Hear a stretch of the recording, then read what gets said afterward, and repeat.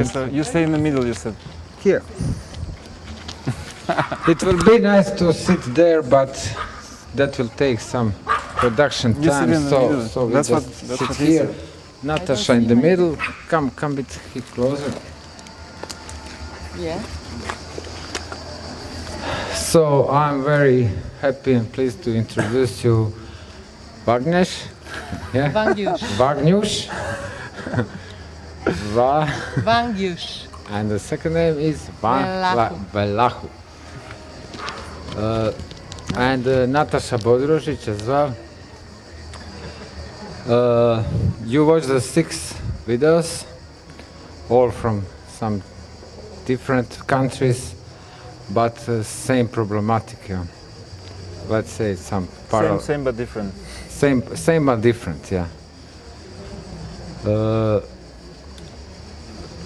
I see there, like you was really brave to shoot, go around, shoot where is actually abandoned to shoot, and another thing that you actually find people who are really talk like from some human position, explaining the problematic of the situation in their country, like they are kind of very objective. They are not like from one side, other side. They are trying to speak like very in some human position to explain like this is problem, this people from there fighting people from there because of that and that. And while you're showing those pictures of like different problems, there we have sheriff here, then we have like a KGB there and everything. So how you start the project? Let's start with that. What's the first actually from this video, and how actually it starts the whole story? I wanted to ask him this question. Just maybe for the audience. I'm holding 2 microphones, so I'll. Okay. But I have one here. Yeah. So I just probably those who were watching all the videos got a little bit. No matter that the geographies, 5 of them at least, were kind of far from us, but you got the point of this project, which is called Fragments I, and they are actually meant to be shown as a video installation. So this is, I think, the first time that Vangjush was screening them as like films, videos like this. And I just wanted to say that all these territories are unrecognized or semi-recognized countries. And actually they are all territories of the frozen conflicts, how Vangjush and his actually interpreters of the work named them. So this is the question that Gildo asked. I also wanted to add a little, and I really wonder what was the initial kick to choose this topic, and why this topic at all? Okay, no topic is some problematic topic, and as artists we all choose some problematic topic, but how start the whole story, right? We will fight. I mean, you don't need this one. Yeah, I don't need the small one. Yeah, that's the thing. I don't really have a proper answer to it. It's like the starting point. I think it's a longer. It's really like a longer process that.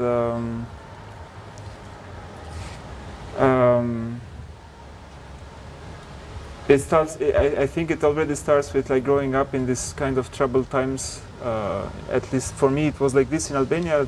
Growing up in the weird wars of Yugoslavia at the time, or post-Yugoslavia, and then the civil war in Albania, and this kind of ultranationalism, but in the same time very inferior feel, like a strong inferiority towards the West, towards the whoever it's calling us the other. So I think ever since I moved, especially ever since I moved more towards the West, I realized that I'm becoming more and more detached to this kind of reality, that it's just I don't really belong so much there. I don't know, it's difficult to explain in like I don't know how to explain this, but I don't feel comfortable. Let's put it like this. With what you don't feel? With being where I am. Like now I'm in Berlin, for instance. There is a bit different, but before I was even northern. and it's just not my surrounding, and it's like it just feels yeah, somehow I just don't belong there really. But in some point you start to travel, Yeah. and you get like start to shoot and finding people. And I ask you there when was screaming, like how did you find your what was method searching people, and actually was some random people that you start to like talk with them, and then you decide to record them. Huh? I mean, they're not all random people, but most of them are. I think except in Kosovo, he is a friend of mine. Actually, he's a theater director. But in the other republics or in the other places that I went, there were really people from like either from the street, or we connected in some weird situations, like moments where I did not expect. But again, to go a little bit back to the starting point, it's really this intersection of like having been limited to freedom, to a certain freedom, meaning like at least in terms of traveling or in terms of like visas, as much as banal as it may sound, it's like for me, while starting to discover the West, I realized that I was actually there was nothing really for me there.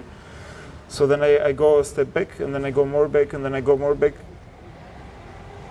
to Far East. And maybe if we are lucky tonight, we can also show, which I would like to show it because it's part of the second chapter, like my last project, which is my newest video, which takes place in the West Bank. But yeah, it's a bit where I find myself more natural, in like kind of this trapped in this kind of unrecognized, in this kind of like simple but also quite complex and complicated territories and people and their histories, where a lot of events take place, but like nobody really speaks about it. And the people, by the way, the interviews are like one of the videos, the one in Transnistria, is like illegal. It's mostly done illegally because I had no clue that I needed permission for this, so it was recorded like on a hidden microphone. That he didn't know, actually. Nobody knew. There are 3 or 4 different people who talk around me, but they don't know that they're recorded, and I also didn't know that I have a responsibility for it.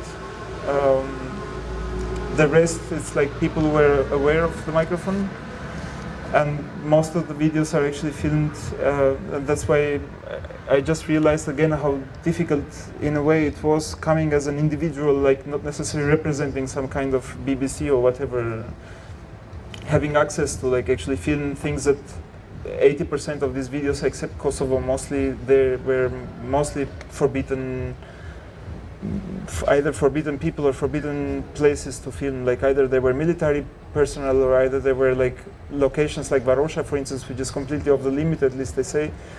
So playing this role of like hiding your camera or pretending like the dumb tourist, or like all of this stuff was part of the process. Like either using the bike in Transnistria, it was the only way for me to like not be shown at all, like not be seen with the camera, because it literally, people, I don't know if all the people, or at least this is the construct they have, but they don't want to have a camera around because either there is something to hide, or either they just don't want to show things. So it's yeah. They are hiding, yeah. They are hiding something. Probably where they don't allow to shoot in a public space. Yeah. So it's possible to see this difference between the film from Kosovo and the previous film. Yeah, That the yeah, method of filming and the working on film is different than between them. I mean, honestly, like the thing how it works is that Kosovo was the last video that I did, and for the very reason, because I knew that I go there and it's just gonna feel like I'm basically at home somehow. You know, I speak the language, I know some people, so I was really afraid of it because I didn't know if there is something to discover for me or not. Like in the other places, everything started from zero. Like I did the basic research, or like some research. But I did not know what will follow, and actually most of my research never functioned, because once I was there and then once I was on the ground, it was very completely actually different from what I already had researched. But Kosovo, yeah, I mean, Kosovo is, everything was like just there. There was nothing for me to fear or nothing to hide, or like, it was really, yeah. Relaxed. I was not seen as the other, or as a perpetrator, or as like it was just really natural, and that's why I was afraid of it actually, because I didn't know how to handle it. Or actually, I didn't know how to handle most of them, but. I just wanted to say that anybody who has question or critique or anything, please don't hesitate to ask, any of you. So we are just here moderating, but actually it would be nice that we talk all together about this. Now I will say that actually other part of VangjushA project, Fragments, is this book, which is called Where Stories Cut Across the Land. So actually we always have this story and territory. I will ask you something about this later. But now that I came to this book, there is introductory text by Maja Čirić, a Serbian curator who actually curated the Tirana Young Artist Biennial, actually taking place in Tirana, where I saw first time the installation. So actually I found one thing that she wrote, and I really want to a little bit oppose to this claim, and I want to ask you, what do you think about this? And actually she's saying this, like, by not taking sides from bird's eye view, the work highlights contrasts and conflicts provoked by attempts to preserve some sort of safety within those borders. My question is, are you really not taking sides, and are you really filming from bird's perspective? Because I would strongly disagree to this. Look, I don't think I don't take sides, and I think what Maya is writing there is because, not forgetting that she's a Serbian, and I think talking from her perspective, I think she felt more comfortable. I think she felt more comfortable in the space that I'm not here, like making some sort of propaganda, for instance, you know, like putting Kosovo in a specific place, which I didn't. Although Kosovo was my growing up subject. No, I mean, like this separation, this kind of recognition, these wars, and I think that's why Maya brings this on the plate like this. But I do take parts.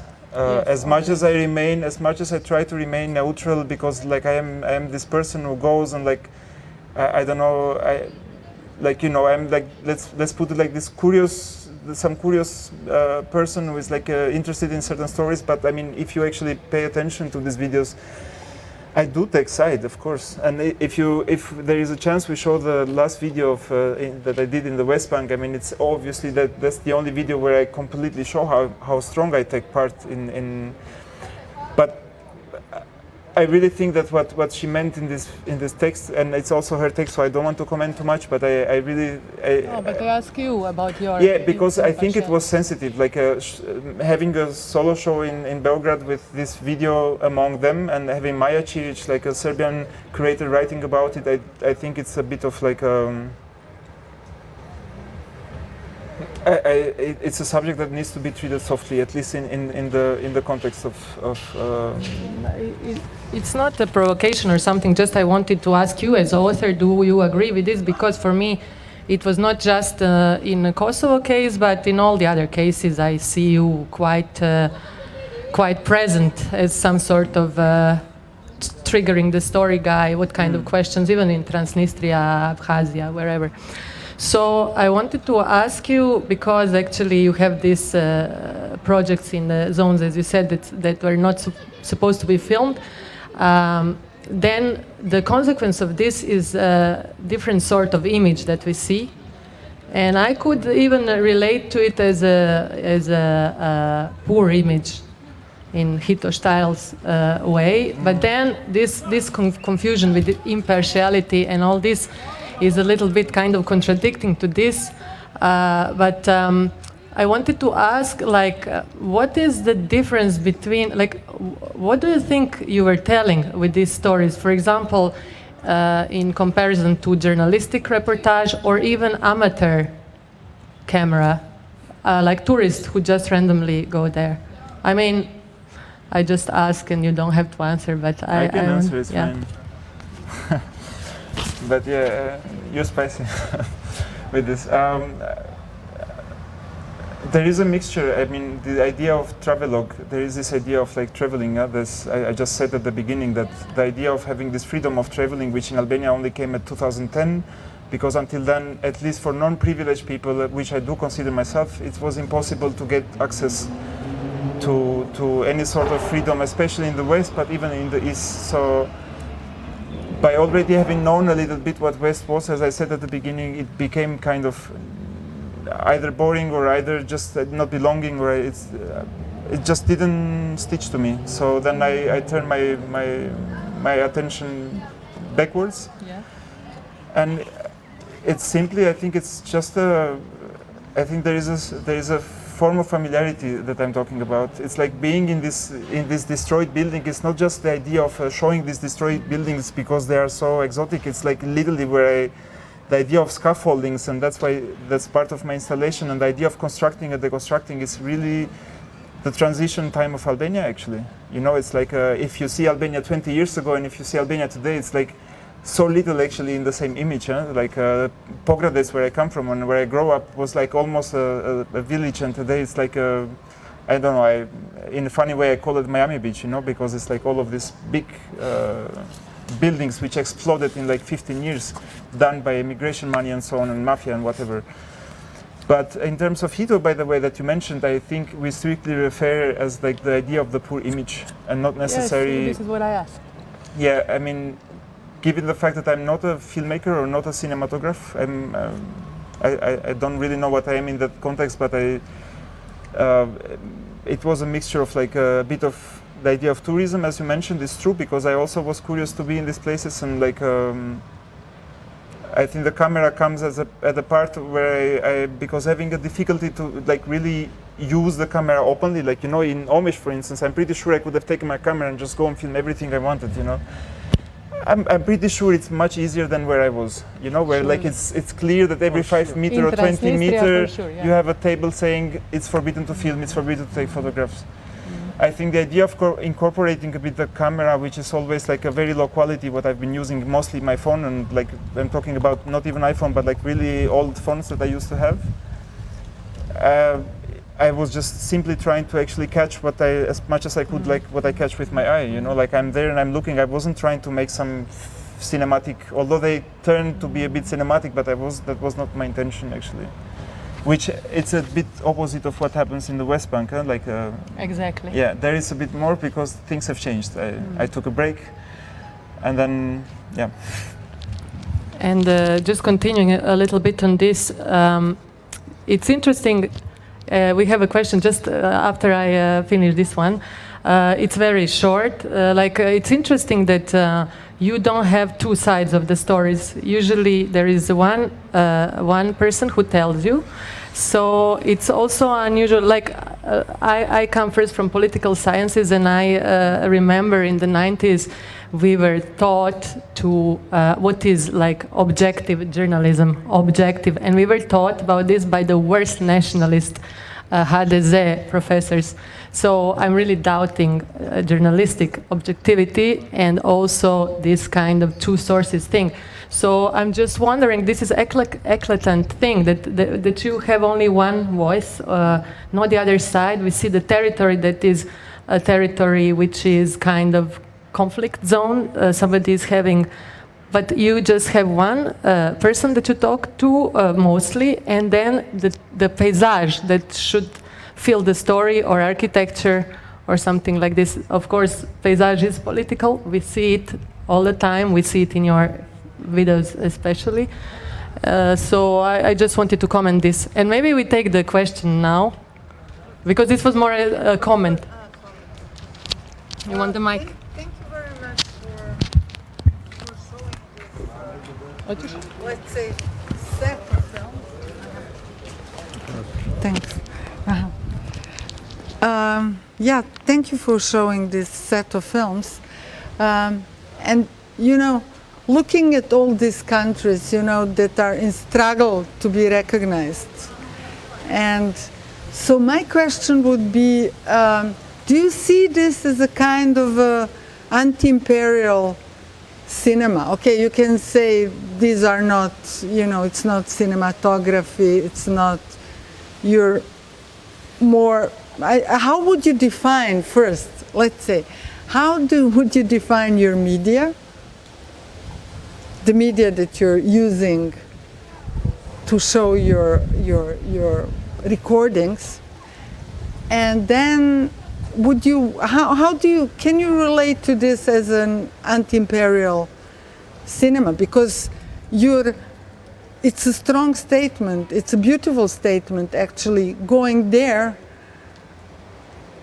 and standing against an empire that actually is trying to stop this recognition. Or, you know, I don't know, they're different, you know, situations, different, so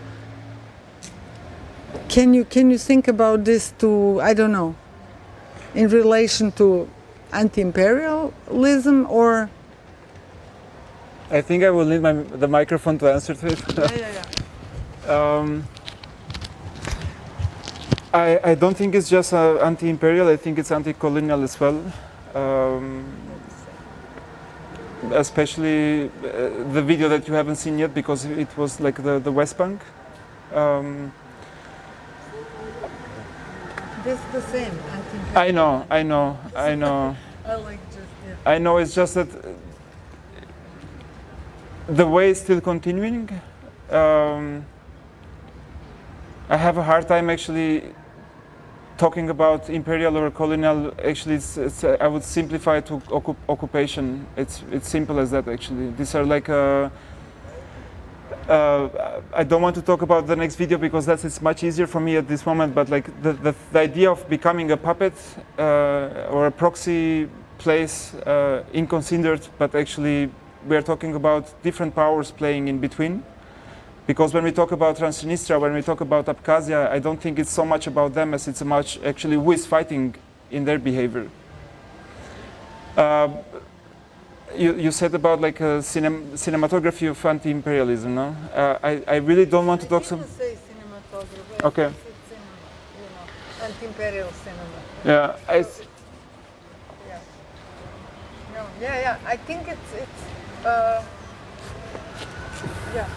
I really, as I said at the beginning, I didn't have a philosophy when I did these videos. It's not I think the more complicated stories came after the practice was done. Like after I filmed already, then I was slowly realizing what is coming out of it. I did not have a plan of like. But how do you see your role? Because it's very. Okay, that's the part. I mean, first of all, it all starts as my experience, like. Camera became just this, like whatever kind of camera I had became just a form of like documenting more or less my experience. The fact that I get some adrenaline in these places, it's another truth that I tend to not mention it so often, but I do get a form of adrenaline. It's a moment where something feels like home, something feels like I know this moment, I know this tension, I know this moment when the soldier is coming to stop me from filming or whatever he wants to do. Like in Abkhazia, for instance, in Sukhumi, it happened that I was arrested by still the fictionary KGB, which still exists, and it's like a bit, for me, it was like, wow, I was still super excited about it, yeah. So that's how I see it. There was nothing like thought so well before, at least not until my recent my new video, which is because this is my master thesis actually. These videos that was shown now, it's like a. So your role, you can okay. So. My role. Yeah, especially okay. We will see this film, but maybe you can also. I think it will be a bit funny if I would talk, for instance, that I mean people sometimes tend to put me into this idea of. Activism a little bit. I don't think I have the power for it, to be honest. Like I think at the end of the day I'm just trying to tell some stories. I don't have the power because I don't think the medium that I have in that kind of context or the way it's created, I don't think it has a activist power. So I think simply my role is just a travelogue. A travelogue, yeah. if you see the publication, I can give you a publication later. It's like all I'm doing is actually remapping, because going to these places in the first place was like difficult, as there is no, at least at the time when I was going there was no real information as how to get in and where to stay and like what to do, with whom to talk. This kind of discovering for me was like a mixture of all of these things, like discovering these places, and also really as simple as that, as going a bit back to where I come from. There is a question. I need the microphone. I have to admit that I really like your answers. I wanted to ask you something. First thing, I think I would like to ask you about motivation. It is actually on the part of your role, but it is a little bit different. I think that your motivation will tell us a little bit about your political attitude toward that. Because if we accept that you are there as a traveler or as somebody who is making map, then you're not behaving completely at all as first people who did the expedition into the New World and actually conquering the New World and making those maps that we believe that they're truth, reality, call it whatever, with those kind of expedition. So do you really believe that it is only I'm just a traveler here, or is there something? Of course we can like project our thoughts on your behavior as a statement, etc. But I would really like to hear your motivation a little bit. Yeah. I think I didn't express myself clearly, but those maps are not maps of like rediscovering some territories. Are very personal maps. It's like maps that I created based on my interaction in that place, like how I entered. Like for instance, in South Ossetia, I completely entered illegally. So I'm like illustrating how I entered and from where I was filming, and what happened in certain moments, and where I was arrested by these people. It's like it's very personal maps. I'm not trying to recreate or to create maps that I think they don't exist. I'm pretty sure they exist, but in a very general politicized context. Like whoever, I actually don't know who controls the maps, but for some reasons they are not my maps. So that's why by making these maps, I don't mean that they are new maps, like that they don't exist as a basic knowledge. Is that they're very personal. The reason why I create maps, it's actually funny, because it also starts with Belgrade, which after I moved to Romania, I think the first time when I traveled to Belgrade, it was in 2009, and it was the first time I encountered the idea of like getting a map which can help you to discover the city. And I had only I think I had only 30 hours, because my train to Skopje after that was after 30 hours. So I was given a map at the train station at this tourist thing, which shows you and I didn't know how to use it basically. So I threw it in the garbage, and that was the whole story. I was asking, because in Albania at the time people were still saying if you want to find something, you ask people, and you can even find Istanbul, let's say, And it took me a while to understand the structure of mapping and actually the power of it. So I cannot compete with whoever has the power to create the official maps or the political maps. For me, it's like they do include some